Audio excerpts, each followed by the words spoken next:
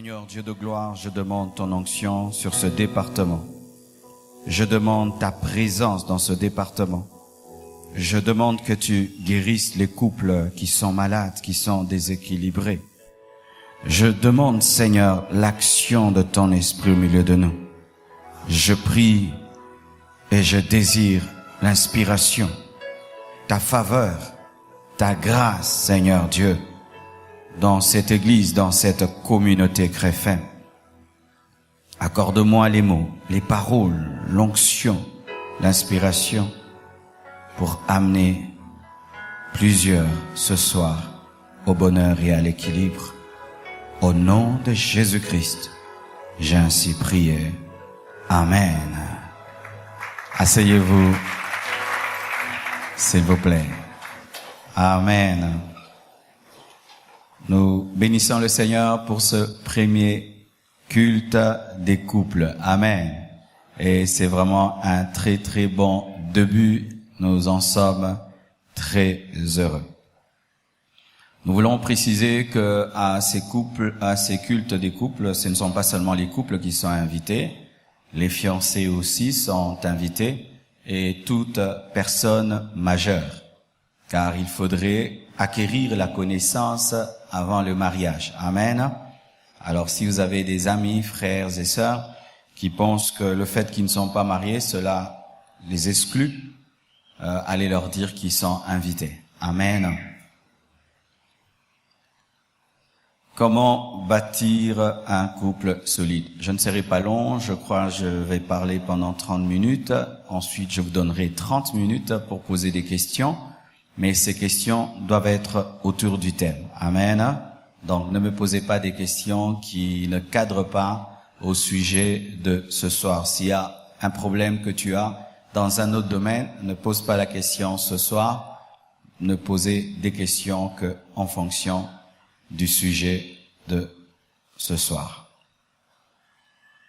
Comment bâtir un couple solide?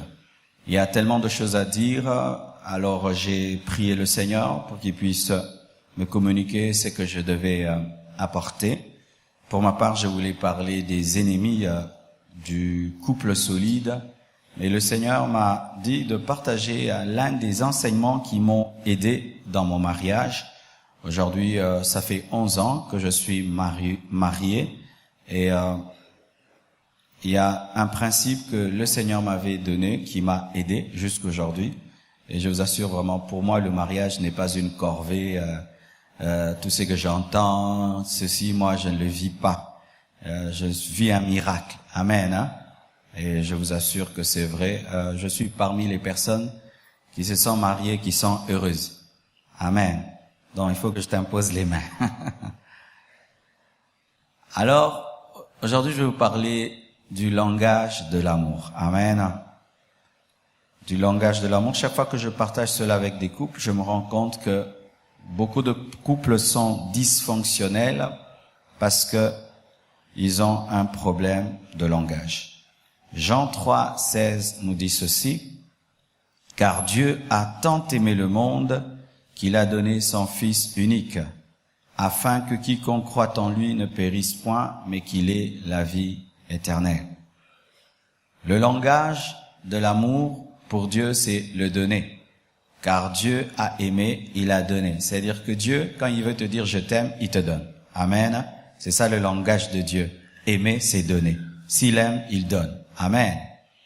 Alors, comme le langage de Dieu, c'est l'amour, lorsqu'il est venu nous épouser, l'Église, vous voyez que Dieu aussi nous demande de nous donner aussi. Il nous demande des sacrifices, des offrandes, surtout de lui donner notre vie. Pourquoi? Parce que Dieu parle le langage du donner. Comme lui, quand il aime, il donne. Lorsqu'il vient aussi vers toi, quand tu veux l'aimer, il te demande de lui donner ta vie. Amen. Ainsi déjà, au travers de ce verset, nous remarquons que le langage que tu parles en amour t'amène à désirer qu'on t'aime selon ton langage. Dieu aime en donnant et nous demande aussi de l'aimer en lui donnant. C'est pourquoi quelqu'un peut dire j'aime Dieu, tu dors par terre, tu fais tout, mais si tu lui donnes pas ta vie, il ne croit pas. Parce que son langage, c'est le donner. Amen. Pareil aussi dans le couple, chacun a son langage. Et tu peux aimer l'autre de ta manière, mais lui, il n'entend pas, parce que son langage n'est pas ce que tu fais. Et beaucoup de couples, beaucoup de fiancés ont des problèmes, c'est que leurs langages ne sont pas synchronisés. Et tout le temps, des difficultés, leurs couples sont tout le temps détruits parce qu'il y a un problème, on ne sait pas s'aimer. Parce qu'il y a une différence entre aimer quelqu'un et savoir l'aimer. Tu peux m'aimer, mais tu ne sais pas m'aimer. Quelqu'un peut croire que aimer le pasteur, c'est le glorifier, grand pasteur d'ingé, mais moi, c'est pas ce que j'aime. Moi, m'aimer, c'est je te prêche, tu fais. Ça, tu m'aimes. Amen. Alors, tu peux croire que tu m'aimes en me glorifiant, grand pasteur, mais je trouve là d'ailleurs que tu me distrais, mais quand tu appliques et tu es changé, tu m'aimes. Quand je t'entends dire, pasteur, quand tu as prêché, j'ai été transformé. Ah, là, je sens la joie que quand tu me dis grand prédicateur. Ainsi, nous avons des problèmes dans les couples parce que dans les couples, nous ne savons pas nous aimer. Nous nous aimons des fois, mais nous ne savons pas nous aimer car c'est une différence. Dieu a aimé et il a su aimer. L'homme n'avait pas besoin que d'un Dieu qui établit des lois. Il n'avait pas besoin qu'un Dieu qui dit qu'il est saint. L'homme avait besoin d'un Dieu qui peut mourir à sa place. Amen. Dieu a aimé et il a su aimer. Parce que l'homme avait besoin d'un sauveur. Et tu peux aimer ta femme, mais tu ne sais pas aimer ta femme. Tu peux aimer ton mari, mais tu ne sais pas l'aimer. Et quand tu ne sais pas aimer quelqu'un, même si tu l'aimes, tu lui fais du mal. Amen. Et tu es étonné. Mais avec tout l'amour que je te donne, comment?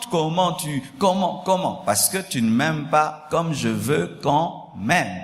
Amen. C'est pourquoi, souvent, nous les hommes, on est très étonnés d'avoir des femmes qui se plaignent. Mais tu lui donnes tout, maison, voiture, tout. Mais elle se plaint. Mais qu'est-ce que cette femme veut? Elle veut que tu puisses savoir l'aimer. Et des fois, il y a des femmes qui se plaignent. Mais je prépare la nourriture pour cet homme, je lui donne tout ce qu'il veut. Mais comment cet homme dit toujours que je ne suis pas une bonne femme? Il se peut que lui, ce qu'il demande à une femme, c'est une femme qui le soutient. Une femme qui le soutient dans son travail, qui l'encourage, mais toi tu ne l'encourages pas. Mais tu prépares bien la nourriture, tu es une femme serviable, mais dans le domaine de son travail, il ne te sent pas. Et il dit que tu l'aimes pas. Mais toi tu penses que tu l'aimes, mais lui n'entend pas « je t'aime » selon son langage. Amen. Et nous savons que tout langage a une origine. Les hommes parlaient tous une même langue jusqu'à ce qu'un jour ils ont décidé au niveau de la tour de Babel de bâtir une tour et de se faire une tour qui touche le ciel. Et Dieu décide de confondre leur langage. C'est là que les langues sont venues. Aussi, les langues proviennent d'autres langues, des déformations. C'est ainsi que le français provient un peu de latin. Nous avons des langues qui proviennent les unes des autres. Et d'où vient le langage de l'amour? D'où vient le langage que tu as? Parce que tout homme, toute femme a un langage. Et quand je dis langage, c'est une manière d'aimer et une manière de réclamer d'être aimé. C'est ça le langage de l'amour. Une manière d'aimer et une manière de réclamer d'être aimé. D'où vient ce besoin-là d'être aimé d'une certaine manière? D'où vient ce besoin-là d'aimer d'une certaine manière? Cela provient tout d'abord des parents. Et ça commence dans le sein maternel. Dans le sein maternel. Le langage de l'amour commence dans le sein de la mère. Un enfant qui, quand il est dans le ventre de sa mère, la mère des fois touche son ventre et lui parle. Touche son ventre et lui parle. L'enfant acquiert un langage. Quand on m'aime, on me touche. Quand on m'aime, on me parle. Quand on m'aime, on me touche. Quand on m'aime, on me parle. Quand seulement la maman sent que l'enfant bouge, elle va manger. Quand on m'aime, on me nourrit. Quand on m'aime, on me nourrit. Mais contrairement aussi, un enfant qui étant dans le ventre de sa mère, son père tapait sa mère. Tapait. Vous verrez que cet enfant, lorsqu'il naît, il a du mal à aimer en touchant. Il ne sait pas aimer en touchant parce que lui, le toucher n'a pas été un signe d'amour. Le toucher, ça a été un signe d'agression. C'est ainsi qu'il y a des gens sur la terre, il peut t'aimer, mais ne vous touchez pas. Ne vous touchez pas, ne vous touchez pas. Ce n'est pas quelque chose de naturel parce que aimer pour lui, ce n'était pas toucher. Et des enfants qui étant dans les ventres de leur mère, papa ou maman disait, je vais avorter, je vais avorter, je vais avorter. Et il a vu comment on se battait pour l'avorter et tout, mais quand même il est né. Et vous voyez, cet enfant a du mal à rendre service aux gens. Tu peux avoir des sérieux problèmes, il te regarde parce que lui, quand il était dans une position de faiblesse dans le sein de sa mère, on l'a pas aidé, au contraire, on l'a voulu le tuer. Ça commence dès le sein maternel. Et quand on sort, la manière dont l'enfant est accueilli, certains enfants, il naît et puis on le laisse dans une couveuse, on le laisse dans une chambre, les parents s'en vont, ils ne le touchent pas. Il y a des enfants comme ça. C'est pas qu'il naît du coup sur le corps de sa mère, non, l'enfant est là. Et il ne connaît pas le toucher. C'est pourquoi les médecins, une fois que l'enfant naît, du coup, on doit le mettre sur le corps de sa mère. C'est un langage. Vous voyez l'enfant qui pleure, tout d'un coup il arrête de pleurer parce qu'il est rassuré. Cette voix qu'il entendait, il entend. Ce même cœur qui battait, il le sent. Mais il y a certains au milieu de vous, quand vous êtes nés, vous étiez peut-être malade, et du coup, on vous a mis dans une couveuse, et vous étiez tellement malade, vous avez fait 3 mois, 4 mois, et ça crée des problèmes. J'ai vu ça avec certains de mes enfants. Quand un était né, il y avait ce problème. L'enfant devait être pendant un temps sous des soins, j'ai oublié comment, mais on a dû travailler pour qu'elle commence à parler, qu'elle puisse s'exprimer, parce que elle, c'est maman, et puis c'était dans une chambre, et après des mois, elle est venue à la maison. C'est pourquoi vous devez poser des questions à vos parents. Quand je suis né, c'était comment? Pourquoi je suis si insensible? Comment j'ai du mal à aimer? Comment j'ai du mal à toucher? Pourquoi je n'aime pas qu'on me touche? Pourquoi je ne sais pas faire des cadeaux? Pourquoi je ne sais pas ça? Tu vas te rendre compte que ça n'a pas commencé maintenant, cela provient de ton enfance. Les parents, si tu as encore des parents vivants, il faut aller vite les chercher, ils ont des choses à te dire sur ton comportement, sur ce que tu es. Des fois, tu ne comprends pas certains dysfonctionnements dans ta manière d'aimer parce que tu ne sais pas comment tu as été élevé. Ça provient de l'enfance, ça provient de la famille. Dans la famille, il y a une manière de s'aimer. Certaines familles, on se serre tout le temps dans les bras. Moi, je serre mes enfants tout le temps dans mes bras, tout le temps. Tout le temps, tout le temps, tout le temps. Le matin, je les serre, on blague, on se touche, c'est tout le temps. Tout le temps. Et demain, si mon fils aime sa femme et la touche, ce serait normal. Parce que c'est comme ça qu'on les a élevés. Aimer, c'est serrer dans ses bras. Aimer, c'est faire des câlins. Aimer, c'est donner des bisous. Aimer, c'est toucher. Aimer, c'est jouer. Aimer. Alors, quand ils grandissent, ils n'ont même pas besoin qu'on leur apprenne cela. C'est déjà en eux. Ils le savent. Ils seraient étonnés qu'ils veulent te toucher, tu refuses. Ah, ils te trouvent anormal parce que pour eux, aimer, c'est toucher. Mais il y a des familles dans lesquelles jamais on se touche. C'est bonjour de loin. Bonjour de loin. Alors vous allez voir, une telle personne ne sait pas parler le langage du toucher. Amen. Comment as-tu été élevé? Comment tes parents t'ont aimé? Comment tes frères et sœurs? Quelle est l'atmosphère familiale? Tu as grandi comment? Certains d'ailleurs, à peine que tu étais jeune, on t'a mis à l'internat. Tu étais à l'internat, des années, et puis tu es revenu, tu étais déjà adulte formé, et là-bas, c'était à la dure que tu as été formé, et tu vois une personne, quand elle aime, elle t'aime fort, mais elle, la seule chose qu'elle sait faire, c'est rendre service. Parce que à l'internat, là-bas, on l'aidait, on le soutenait, il y avait des plus forts. Et lui, aimer, c'est rendre service. Il peut te rendre service. Elle peut venir là, elle balaye la maison, elle l'arrange, mais elle te dit pas je t'aime. Vous voyez? Parce que son langage, c'était les services. Les amis aussi, pas tous, certains amis aussi influencent notre langage parce que il y a des amis qui nous ont touchés. Peut-être que tu as eu un ami, tu as eu dans ton enfance une relation qui t'a tellement marqué et qui a modélé ton langage. C'est pourquoi vous devez faire la comptabilité, entre guillemets, des personnes qui vous ont marqué dans votre enfance, car peut-être que quelqu'un t'a enseigné un langage qui est tellement resté en toi, et lorsque tu vas te marier, tu aimerais que ton mari ou ta femme puisse parler ce langage-là. Amen. Donc le langage provient de notre passé. C'est vrai, je parle le Swahili parce que j'ai appris le Swahili depuis que je suis enfant. Je parle Lingala parce que j'ai appris le Lingala depuis que je suis enfant. Je parle français parce que j'ai appris le français depuis que je suis enfant. Parler anglais maintenant, vous voyez l'effort que je dois faire. Alors supposez que ma femme parle anglais et moi je parle français. Alors je vais lui dire je t'aime. Quand je dis je t'aime, elle dit what? Je t'aime. What? Je t'aime. What? Et si elle me dit maintenant, I love you. Quoi? I love you. Quoi? Elle m'aime. Je l'aime. Mais je l'aime dans mon langage. Elle m'aime dans son langage. On ne s'entend pas. Alors je peux dire, je t'aime. Elle dit what? Et puis je dis, tu m'insultes? Je peux dire, I love you. Et puis je dis, quoi? Tu m'insultes? Mais j'ai dit je t'aime. Elle n'a pas entendu. Alors des fois, il faudrait apprendre le langage de l'autre. Amen. Et comment?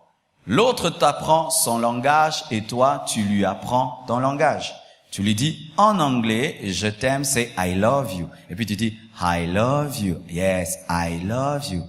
Et puis l'autre te dit je t'aime en français, c'est I love you. I love you en français, c'est je t'aime. Je t'aime, je t'aime. Ainsi, tu parles son langage et elle parle ton langage, ainsi vous pouvez vous entendre. Beaucoup de couples ici, souvent, tu es dans ta bulle de bonheur pendant que l'autre se plaint. Souvent dans les couples, c'est ça. Tu penses que comme je suis heureux, l'autre est heureux. Non, ce n'est pas parce que tu es heureux que l'autre est heureux. Non, non. Maman, tu peux être très heureuse dans le foyer, ton mari ne se retrouve pas. Tu peux être très heureux dans ton foyer, ta femme ne se retrouve pas. Pourquoi? Parce que elle a fait l'effort de parler ton langage, mais toi, tu n'as jamais fait l'effort de parler son langage. L'autre parle, il dit « je t'aime ». Et puis toi, tu apprends son langage. Tu commences à parler français, mais lui ne fait pas l'effort de parler l'anglais. Alors toi qui parles français, tu es satisfait, mais lui qui parle anglais, il n'est pas satisfait parce que tu ne parles pas son langage. Et c'est ça, des fois, les problèmes dans les couples. Des fois, l'un fait l'effort. Il fait l'effort, il dit « cet homme, qu'est-ce qu'il aime pour comment il veut qu'on l'aime? Tu veux que je t'aime comment? Je veux que tu m'aimes comme ça. » Tu vois, la femme se bat, elle t'aime comme tu veux. Ou le mari se bat, il t'aime comme tu veux, mais toi, tu ne fais pas des efforts de l'aimer comme il veut. Pourquoi? Parce que toi, tu es satisfait. Toi, tu as déjà la joie. Tu as tout ce que tu voulais. Moi, je rêvais ceci. Et ton rêve est accompli. Oui, ton rêve est accompli. Est-ce que le rêve de l'autre est accompli? Tu vis ton rêve. Oui, bravo. Est-ce que l'autre vit son rêve? Amen. Et rapidement, voici les 5 langages en amour. Avant, je les mélangeais tous. Je les mélangeais et je ne comprenais pas ça. Je les mélangeais et je les mélangeais. Et au début, quand je venais de me marier, vous voyez, tu as fait 30 ans de célibat, pasteur pendant des années, prière, prière, prière, prière, prière. Ou l'église, l'église, l'église, l'église, l'église, l'église, l'église, l'église, les âmes, les âmes, les âmes, les fidèles, les fidèles, les fidèles. Et puis tu épouses une femme. Eh ben, tu l'amènes aussi dans prière, prière, prière, l'église, l'église, l'église, les fidèles, les fidèles, les fidèles, les fidèles, prière, prière, prière, l'église, l'église, l'église. Et puis un jour, elle te dit, mais est-ce qu'on peut pas sortir quand même, aller au restaurant? Oh, distraction, distraction.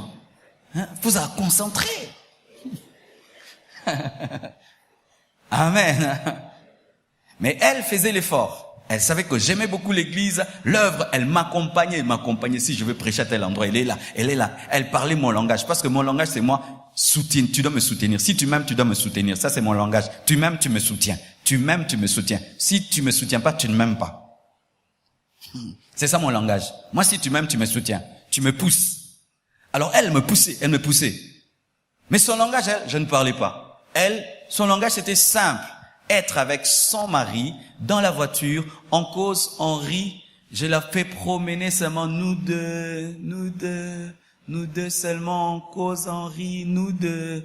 Je lui achète seulement une crème, elle est contente, c'est tout.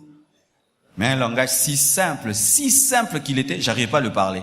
Tu t'imagines? Si simple, mais j'arrive pas à le parler. C'est ça le problème. Des fois, nous sommes capables de parler des langages compliqués, mais quand c'est simple, t'arrives pas. Car des fois, ta femme ne te demande pas beaucoup, ton mari te demande pas beaucoup, mais ces petites choses-là, t'arrives pas. Et puis un jour, l'esprit m'a dit, Marcelo, vraiment, hein? Toi aussi, toi stratège, ça te coûte quoi? Ah, j'ai dit, viens, nous deux, crème, contente. Et puis j'étais étonné, elle est heureuse, rien que pour ça. Ah, moi, vraiment, ça, c'est rien. Mais quand elle est heureuse dans son domaine, maintenant elle me pousse, elle me soutient encore davantage, elle me soutient. Ah, je dis, ils ont fouta ma casse. Parler le langage de l'autre te rendra heureux, parce qu'en rendant heureux, tu seras heureux. Tu ne seras jamais heureux avec une femme malheureuse. Tu ne seras jamais heureux avec un homme malheureux. Impossible, à moins que tu sois insensible, parce que le bonheur, c'est seulement quand on le partage. Quand tu le partages pas, c'est pas le bonheur. Amen. Voici le premier langage. Les paroles valorisantes. Les compliments. Il y a des gens, si tu l'aimes, tu dois lui faire des compliments. Et comment tu vas savoir que le langage de l'autre, ce sont les compliments? C'est sa sensibilité aux compliments et sa manière de réclamer les compliments. Quand quelqu'un parle le langage, il est sensible à ce langage et il réclame ce langage. Si tu as ton mari ou ta femme, te dit, tu me dis jamais ça, c'est ça son langage. Tu me dis jamais ça, c'est ça son langage. Le langage de foi se cache dans des plaintes. Les plaintes de foi cachent un langage. Amen. Hein? Tu me dis jamais ça. Pourquoi? Quand j'étais enfant, on me disait, imagine une fille, son père lui disait tout le temps, tu es belle. Sa mère, tu es belle. Il épouse un homme, cet homme ne dit jamais, tu es belle. Du coup, elle perd l'assurance. Mes parents me montaient où c'est vrai ou c'est faux. Les paroles valorisantes. Faire des compliments. Des compliments sur son intellect, sur son âme, sur son esprit, sur ce qu'il fait, sur ce qu'elle fait. Les compliments. Et j'aimerais dire ceci, ce ne sont pas seulement les femmes qui ont besoin des compliments. Il y a des hommes qui ont besoin des compliments autant que les femmes. Amen. Hein? Certains hommes, ils ont besoin de compliments. Des fois, les femmes, vous tombez dans le piège. Lorsque le langage de l'amour de ton mari, c'est les compliments, tu le trouves efféminé. Compliment. Non. Quand il était enfant, sa maman lui disait, tu es beau. Ses parents lui disaient, tu es intelligent. Maintenant, quand il épouse une femme, la femme l'insulte. Yo pensez, vous allez bien t'es? Maintenant, mi blobi. Amen, hein? Donc, vous devez veiller. Voici, à présent, si quelqu'un parle le langage des paroles valorisantes, des compliments, faites attention aux insultes. Amen. Quelqu'un qui a comme langage les paroles, les compliments, ne supporte pas les insultes. Il peut même divorcer pour une insulte. Il y a des gens qui divorcent. C'est rien qu'une injure. Ils divorcent. Et puis tu te dis, mais comment tu peux avoir une réaction aussi grave rien que pour une parole si simple? Non, ce n'est pas une parole si simple. C'est ça son langage. Alors, faites très attention. Si ton mari, ta femme te réclame des paroles valorisantes et toi, tu es le champion des insultes, tu es en train de démolir ton couple. Tu démolis alors ton couple à un niveau. Si ton mari, ta femme réclame des paroles valorisantes, mais toi, ce sont des paroles dévalorisantes, tu démolis ton couple à un niveau et tu peux te poser la question. Mais pourquoi ce couple ne va pas bien? Non, le langage que tu parles, c'est le contraire de son langage. Amen. Hein? C'est le contraire. Tu vis dans le contraire. Il y a les moments de qualité. Les moments de qualité, ce ne sont pas... Quand je dis qualité, c'est différent de passer du temps avec ta femme ou passer du temps avec ton mari. Ça, moi, je ne comprenais pas. Qu'est-ce qui arrivait? Moi, quand j'ai trouvé une maison, la première chose que j'ai faite, c'était d'inviter des amis à habiter avec moi. Dans ma maison, c'était une garçonnière. Donc, on était à 4 garçons dans la maison. Donc, j'ai toujours vécu avec plein de gens à la maison. Alors, quand je me suis marié, plein de gens à la maison, des amis qui viennent. et ma femme était parmi mes amis. Et je passais des fois toute une journée, surtout mes lundis, comme c'est mon jour de pause, avec mes amis. Ils viennent le matin jusqu'au soir, on parle de l'église, de l'œuvre de Dieu, de prédication, on rit. Elle aussi, elle est là. Et moi, je disais, je passe du temps avec ma femme. Et puis, elle venait me disait, mais tu passes pas du temps avec moi. Je dis, oh, vraiment. Tout le lundi, j'étais à la maison. Je ne suis même pas sorti. Mais vraiment. Elle dit, tu veux dire quoi? Tu as passé du temps avec moi ou avec moi et tes amis? Je dis, oh, avec moi et tes amis. Oh. Ah, j'ai compris que les moments de qualité, ce sont les moments c'est la seule. Et quand vous avez des enfants, c'est des moments même sans les enfants. Ne pense pas que si tu passes du temps avec toi et ta femme, elle est heureuse. Elle sera heureuse en partie parce qu'il y a une expression d'amour qu'elle ne peut manifester que seule à seule. Donc, des fois, il faut prendre les enfants, vous donner à la grand-mère, des enfants, vous donner à telle tante, vous allez seulement vous deux. Parce que les enfants aussi sont très envahissants. Il y a des couples qui meurent à cause des enfants. Depuis que les enfants sont venus, le couple est mort. Parce qu'il n'y a plus de moments de qualité. C'est toujours des bambins. Et vous voyez les bambins, certains bambins, quand tu les amènes au restaurant, ils montent sur les chaises, ils abîment, tika. Et comme ce qu'on soit dans un restaurant, prenez au gogoli mwana lekisi, bozongi na kandana, ndaku mebokenda ki restaurant. Ah, on est sur Facebook Live. Excusez-moi, ba blague musuzu kan lingala nde simba. Boye ko la lingala bandeko. Amen. Alors, des fois, nous pensons avoir donné du temps, mais tu ne donnes pas des moments de qualité. C'est du temps sans qualité, du temps avec les amis, du temps avec les enfants. Mais les gens qui réclament les moments de qualité, c'est vous deux. Et vous deux, Dieu dans les yeux, seul à seul. Umiktuna. Nobutala nakaka. Utalani. Utala téléphone te papa. Ko simba téléphone te erwana. Kaki ko beta yo. Donc kaka ye téléphone. Uche pembeni. Olia motala ye. Omela otala ye. Et il demande pas beaucoup. 30 minutes seulement, c'était seulement elle, seulement lui. Et il te laisse faire tout ce que tu veux. Et c'est ce que maintenant je ne comprenais pas. Si tu lui donnes son temps de qualité, elle te laisse avec tous tes amis, elle te laisse avec les fidèles, mais tu dois lui donner seulement son moment à elle. Alors, qu'est-ce qui arrive? Lorsque quelqu'un te réclame des moments de qualité, tu lui en donnes pas, il va abîmer tous tes moments. Il va maintenant entrer dans tous tes moments quand il travaille, quand tu fais ceci. Batumsu nandako kako sal. Abebi selo. Batumsu soka kaba téléphone kaka. Donc abebi signoso. Skoso ngabebi signoso te pese kam ke. O pese dim a pamoli 9 dixième. Amen. Et depuis qu'il y a des téléphones, depuis qu'il y a des smartphones, les gens qui parlent le moment de qualité souffrent. Sérieusement parce que ça nous prend du temps, les téléphones, ça nous prend du temps. Cher bien-aimé, parler à ta femme au téléphone, elle se trouve sans valeur. Tu regardes ton téléphone, oui, tu disais, ah oui, elle trouve qu'elle n'a pas de valeur. Donc c'est un peu téléphone, un peu elle, et peu téléphone. Ayez la discipline, tu mets là, tu l'écoutes, oui, tu dis. Parce que si elle tombe malade, elle a des problèmes. N'engo boire à téléphone wana. Alors, bois quand avant. Amen, hein? Des moments de qualité. Les gens qui parlent des moments de qualité, ce sont des personnes qui, dans leur enfance, leurs parents leur donnaient du temps. Ou avant de dormir, sa maman venait le bercer, lui raconter des histoires. Quelqu'un qui a vécu ça dans son enfance avant de dormir, lui raconter des histoires. Lorsqu'il l'aime, il faut lui donner du temps, yeux dans les yeux.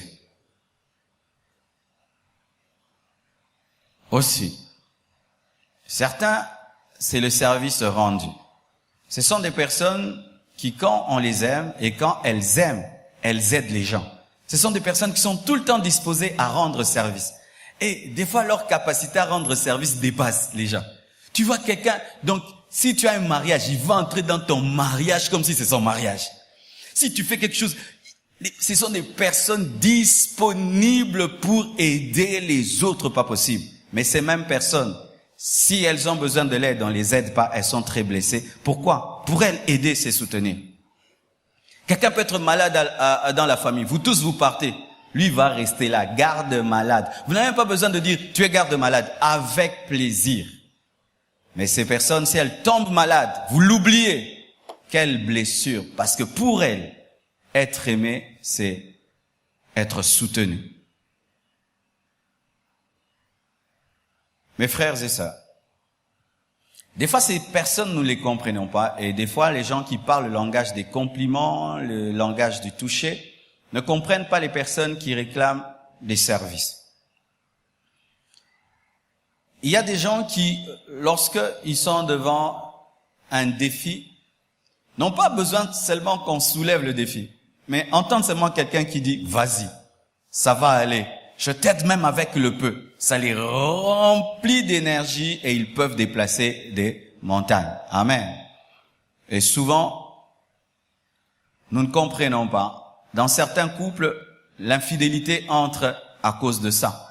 Tu as un mari qui se bat dans la vie, il se bat, mais jamais tu ne connais ce qu'il fait. Tu ne sais pas où il travaille, comment il gagne la vie.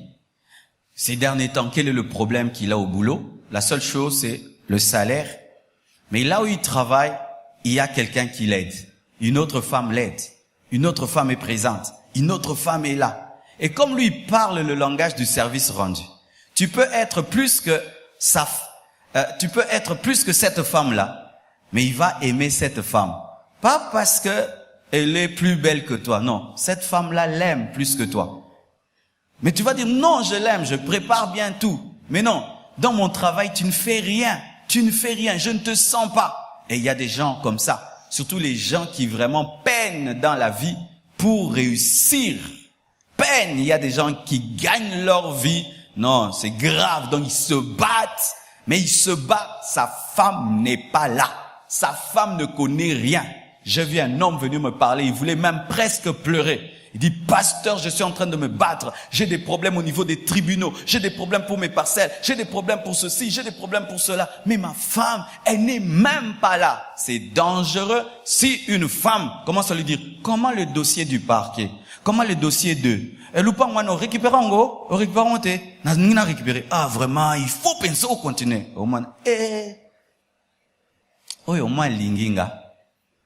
Ah oui. C'est pourquoi vous voyez beaucoup de grands hommes tombent avec des femmes qui, des fois, ne peuvent même pas se mesurer aux femmes qu'ils ont épousées. Parce que les femmes épousées, des fois, se contentent de rester à la maison, payer les factures, manger, mais sans s'investir et s'impliquer dans le travail que font leurs maris. Il y a même des femmes, tu dis, où travaille ton mari? Aebi birote. À ça là, na ville bakoto. Et bon, ce quoi za muyibi. Asaba, faza bakoto. Chérie, bureau za no côté. Au fait, yo sala ni na vie papa. Otuna mwasi na mobile. Papa sala ni na vie. Et oye bate na zamba oneni. Osa ni. Mais il y a une autre femme qui sait. Une autre femme qui est toujours là. Qui connaît ses pleurs et ses craintes.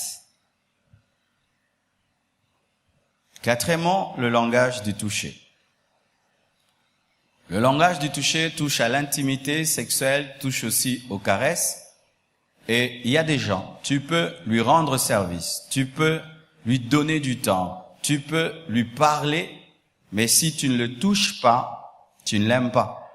Et de plus en plus, ce qui est drôle dans les couples, vous allez voir les célibataires qui n'ont pas le droit de se toucher, se touchent. Les célibataires qui n'ont pas le droit de s'embrasser, s'embrassent. Mais les mariés qui ont le droit de s'embrasser, ne s'embrassent pas et ne se touchent pas. Les bisous dans les couples souffrent de délestage. Mais les célibataires, c'est tout le temps qu'ils s'embrassent. Tout le temps. Mais les mariés ne se touchent pas. Les mariés ne s'embrassent pas. Si ton mari te touche, tu sens de l'aversion, ce n'est pas ton langage. Mais si l'autre a toujours le besoin d'être touché, c'est son langage. C'est souvent ceux qui, dans le lit, moi, bola la mutuna mutu koto be, mais bola mukara ya ki koto. Oye bangwa, bola la mutuna mutu kote ne mena tongo moni ya ki koto. Ye langage neza touché. Donc, nzoto nezo luka kaka, asimba ka iyo, ata mulunge, asimba kaka. C'est son langage parce que dans son enfance, sa maman le touchait, ses parents le touchaient et lui aimait ses ressentir. Alors quelqu'un comme ça, tu peux lui donner des bijoux, tu peux lui donner tout, mais si tu ne le touches pas, tu ne l'aimes pas. Et maintenant, le toucher est opposé au gifle, à la bagarre. Ne frappe jamais quelqu'un qui a comme langage le toucher. Ne frappe jamais quelqu'un qui a comme langage de l'amour le toucher. Le frapper, le blesser, c'est lui dire, l'insulter. C'est ainsi que nous remarquons dans certains pays étrangers, rien que frapper une femme, elle a le droit de divorcer. Elle peut présenter seulement ses bleus, on lui donne le droit de s'en aller. Si ta femme a comme langage le toucher et tu la frappes, tu es en train de démolir ton foyer. Mais aussi, chère maman, ce n'est pas seulement vous qui avez le langage du toucher. Il y a aussi des hommes qui ont comme langage le toucher. Ainsi, tu peux lui préparer une bonne nourriture. Tu peux arranger la chambre. Tu peux le soutenir dans son travail. Mais si quand il a besoin de s'unir à toi, tu refuses et tu refuses et tu refuses, pour lui, tu ne l'aimes pas. Et des fois, les femmes pensent que si j'ai donné ceci, si j'ai arrangé cela, si je me soumets, mais je ne m'offre pas à mon mari, ben c'est pas grave. C'est pas grave si lui, son langage, ce sont les paroles, si son langage, ce sont les services. Mais si son langage, c'est le toucher, tu ne l'aimes pas. Pareil aussi à une femme. Tu peux lui offrir tout ce que tu veux, mais si tu ne la touches pas, tu ne t'unis pas à elle, tu es tout le temps fatigué, fatigué, fatigué, fatigué. Pour elle, tu ne l'aimes pas. C'est ainsi que certaines femmes tombent même dans la jalousie. Elles commencent à imaginer des rivales qui n'existent pas parce qu'elles trouvent anormal qu'un homme puisse m'aimer, mais il ne me touche pas. Le dernier langage, c'est le langage des cadeaux. C'est le langage que Dieu parle. Dieu a aimé, il a donné. Ces personnes, lorsqu'elles aiment et elles veulent être aimées, elles réclament qu'on leur offre des choses. Mais elles ne réclament pas toujours des grands cadeaux. Pour elles, c'est le geste qui compte. Dernièrement, un bien-aimé est venu me voir. Elle dit, pasteur, je suis venu vous voir, on a causé. Et puis, il m'a donné qu'une paire de chaussettes noires. Il est parti. Ça m'a fait la joie. Et j'ai même porté ces chaussettes ce soir. Amen, hein. Je suis heureux. J'ai plein de chaussettes. Mais c'est la chaussette que le frère a pensé à porter à son pasteur. Ah non, je la porte avec joie. Et je pense à lui. Mais elle ne coûte pas cher. Elle n'est pas très grave. Mais pour moi, c'est pas sa qualité qui compte. C'est le geste qu'il a fait. Il a pu penser à mes pieds. Alléluia. Amen. C'est son anniversaire, tu oublies le cadeau. Ah, papa, tu auras des problèmes. Et tu sais comment elle va te faire? Elle va faire semblant comme si ce n'est pas son anniversaire. Quand on arrive le lendemain, elle dit, tu sais que hier c'était mon anniversaire? Oui, tu ne m'as rien offert. Souvent, les Européens parlent le langage des cadeaux. Ainsi, ils peuvent se contenter même d'une fleur rose. Amen. Oh, c'est ton anniversaire, fleur rose. Mais, quand on l'a appelé ça flairé, appelé singa flairé. Papa, pas si belé na liboté, za rosunga mama bisoté. Parce qu'il parle le langage du service rendu, l'autre parle le langage des...